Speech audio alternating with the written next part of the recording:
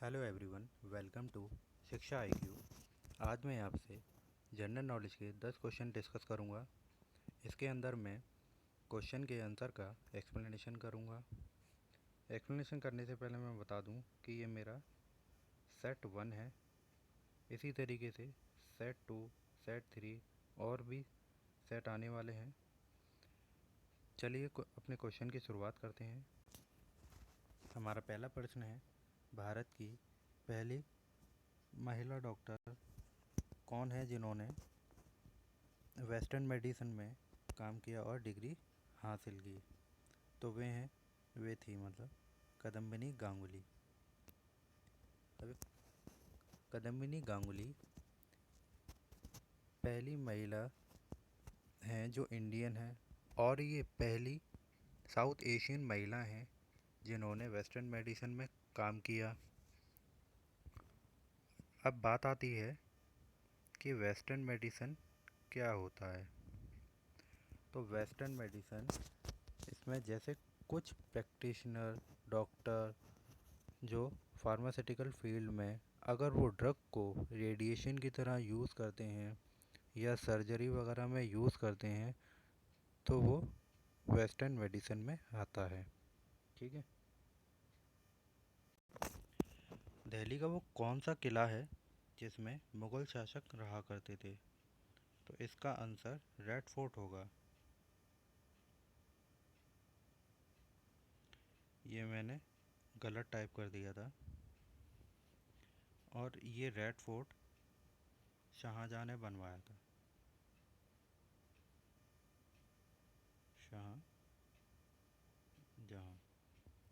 अब एक क्वेश्चन इस रेड फोर्ट से कई बार एग्ज़ाम में आया हुआ है कि ये रेड फोर्ट है किस वास्तुकार ने बनाया?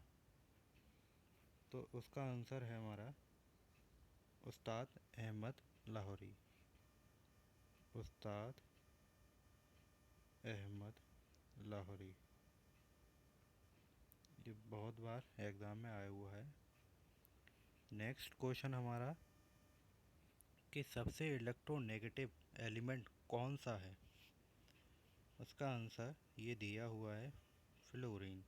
अब फ्लोरीन से कई सारे क्वेश्चन बन जाते हैं कि अगर फ्लोरीन इंटेक ज़्यादा हो जाए तो क्या हो सकता है? तो उससे क्या हो सकता है? फ्लोरेसिस हो सकता है। क्या हो सकता है? फ्लोरेसिस। ठीक है। जिससे हमारे दांत और शरीर की हड्डियां कमज़ोर होने लगती हैं जब फ्लोरेसिस ज़्यादा हो जाती है ना हमारी बॉडी में। अगर बात करें हमारी बॉडी वीक हो रही है तो वो कौन सी फ्लोरेसिस होगी? स्केलेटल। बॉडी के लिए बात करेंगे स्केलेटल फ्लोरेसिस। अगर बात करें हम दांत हमारे कमज़ोर हो रहे हैं तो उसके लिए डेंटल डेंटल फ्लोरेसिस। ठीक है। नेक्स्ट क्वेश्चन हमारा ये है कि which was the first antivirus? पहला एंटीवायरस कौन सा था? तो पहला एंटीवायरस ये दिया हुआ है इसमें रीपर। और इस रीपर ने किस वायरस को ख़त्म किया था? तो इस रीपर ने वायरस क्रीपर को ख़त्म किया था।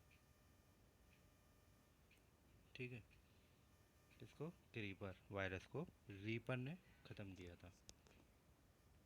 अब बात आती है कि अगर हम इस वायरस की बात करें, वायरस को अगर हम बायोलॉजिकल साइंस में बात करें तो वायरस क्या है?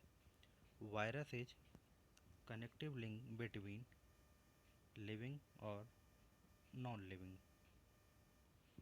ठीक है। अगर वायरस हवा में घूम रहे हैं तो नॉन लिविंग है। जैसे आजकल कोरोना वायरस हवा में घूम रहा है तो नॉन लिविंग है। अगर वो हमारी बॉडी में चला जाए तो डिवाइड होने लगते हैं और मल्टीप्लिकेशन करने लगते हैं। इसलिए इन्हें कनेक्टिव लिंक कहा जाता है। वायरस को क्या कहा जाता है? कनेक्टिव लिंक कहा जाता है। वायरस जो पहली बार टबैको प्लांट में देखने को मिला था, किस में मिला था? टबैको प्लांट में। और ये किसने देखा था? ये देखा था साइंटिस्ट एवेनु वेस्की। एवेनु वेस्की। और इन्होंने इस टोबैको प्लांट में जिस वायरस को देखा उसको एक नाम दिया। वो नाम था टोबैको मोज़ेक वायरस। क्या नाम दिया? Tobacco mosaic virus.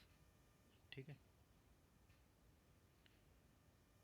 Fifth question हमारा ये है, अगर महामारी के समय, ये एपिडेमिक जो अभी चल रही है हमारी कोरोना वायरस, ये महामारी है,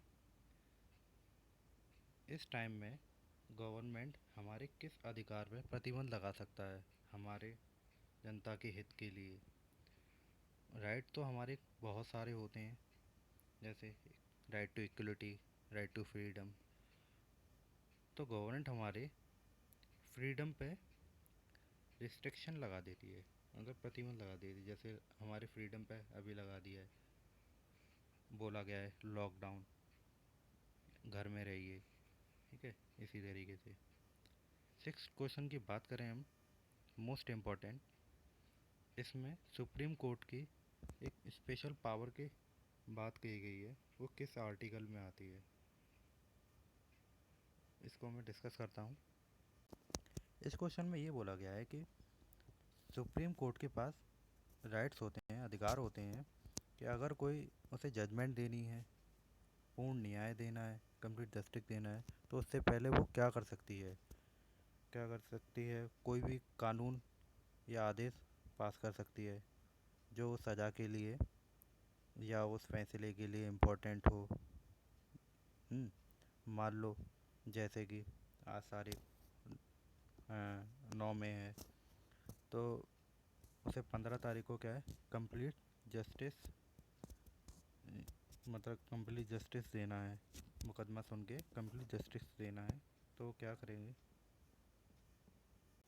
और सुप्रीम कोर्ट 15 मई से पहले 8 से 15 तारीख के बीच कोई भी कानून पारित कर सकती है, ताकि 15 तारीख को फैसला ढंग से सुना जा सके।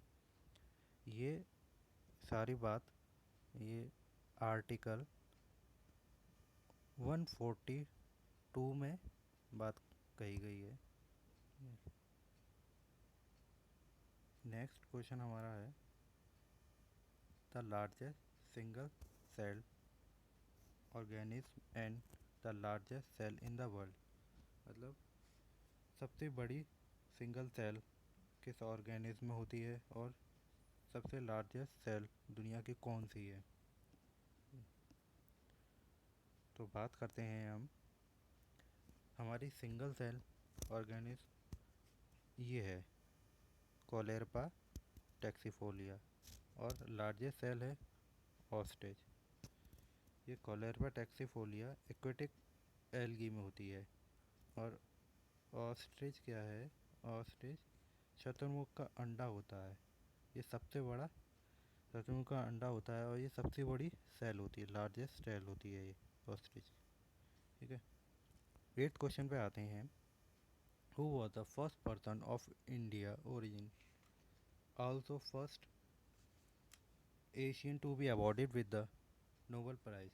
सबसे पहले नोबेल प्राइज़ किसे मिला था? तो वो पर्सन है हमारे रविन्द्रनाथ टैगोर जी। बात आती है कि ये वो पर्सन है जिनको आप बर्ड ऑफ बंगाल भी कहते हैं, गुरुदेव भी, और भानु सिंह ठाकुर भी कहते हैं। और इनको 1913 1913 में गीतांजलि के लिए नोबेल प्राइज़ मिल गया था। नोबेल जो प्राइज़ मिला था गीतांजलि के लिए। किसके लिए? गीतांजलि के लिए। ठीक है।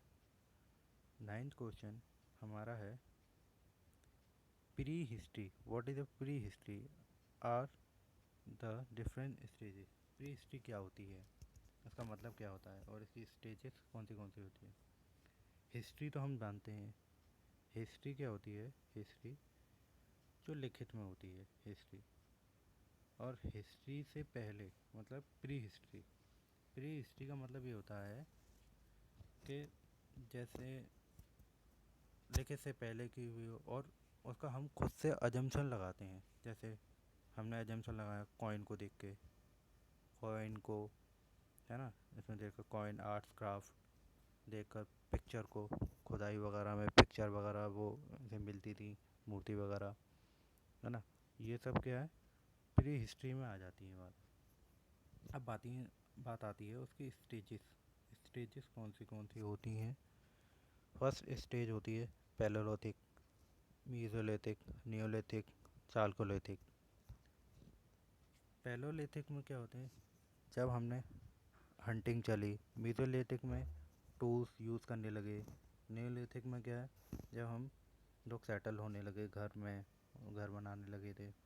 और चालकोलिथिक में क्या है, जब लोग मेटल मेटल को तैयार करने लगे थे। और हमारी फर्स्ट मेटल हमारी कॉपर थी। क्या थी? सी यू कॉपर। ठीक है। 10th क्वेश्चन हमारा आता है, which was the first last 5 year plan. तो हमारा लास्ट 5 ईयर प्लान था 12th 5 ईयर प्लान, जो 2012 से 2017 तक चला। क्योंकि इसके बाद हमारा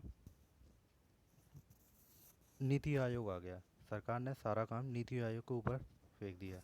जो नीति आयोग होता है, NITI, नीति आयोग, तो इसकी फुल फॉर्म होती है national institution of transforming India, इसे कहते हैं। जो कि think tank of the government of India. ये नीति आयोग के चेयरमैन पूछ लेते हैं। नीति आयोग के चेयरमैन वो हमेशा PM होते हैं, जो हमारे नरेंद्र मोदी जी हैं। और CEO की बात करें, नीति आयोग के CEO वो हैं हमारे अभिकांत। और इसके वाइस प्रेसिडेंट की बात करें तो वो हमारे हैं राजीव कुमार।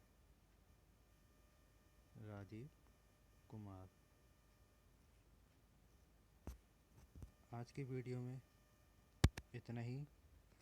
10th क्वेश्चन हमारे हो चुके हैं। अगर मेरी वीडियो आपको अच्छी लगी हो तो इसे लाइक करें, सब्सक्राइब करें और शेयर करने ना भूलें। Thank you.